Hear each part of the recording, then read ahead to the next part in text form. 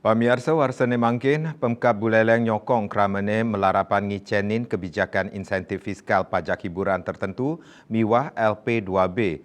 Indike inucap metutujon ngeraksa perekonomian kramane risampun ngelintangin masan pandemi. Pinakecihna kasumekenan pemerintah Kabupaten Pemkab Buleleng ring sajone ngraksa stabilitas penjabat PJ Bupati Buleleng ketut lihatnyana muali medalang kebijakan pajak daerah miwah retribusi daerah majeng samian angge usaha ring Kabupaten Buleleng pajak atas jasa hiburan miwah kesenian nenten wenten penincapan utawi patos kadi warsa sadurungnyane.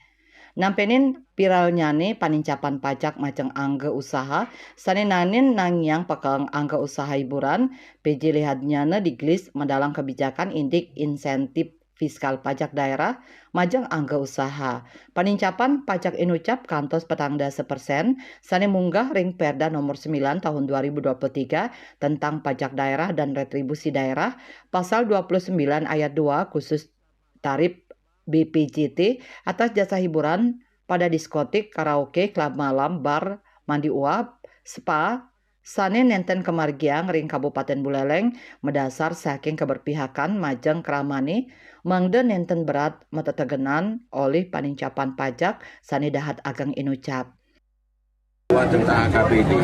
Ada di sana dituangkan payung hukumnya di pasal 99 dan 100. Kepala daerah dapat memberikan kebijakan insentif.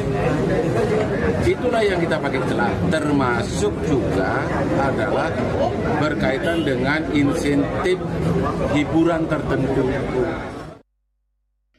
Dios insentif pajak hiburan tertentu paiketan dane taler ngicenin insentif fiskal ring sajoning pengenaan PBB P2 warsane mangkin khusus lahan pertanian. Ring sajoning lahan sawah sane ngranjing ring lahan pertanian pangan berkelanjutan LP2B pacang moliang kebijakan fiskal kantos yoda 1%. Ya Sri Yuli Bali TV.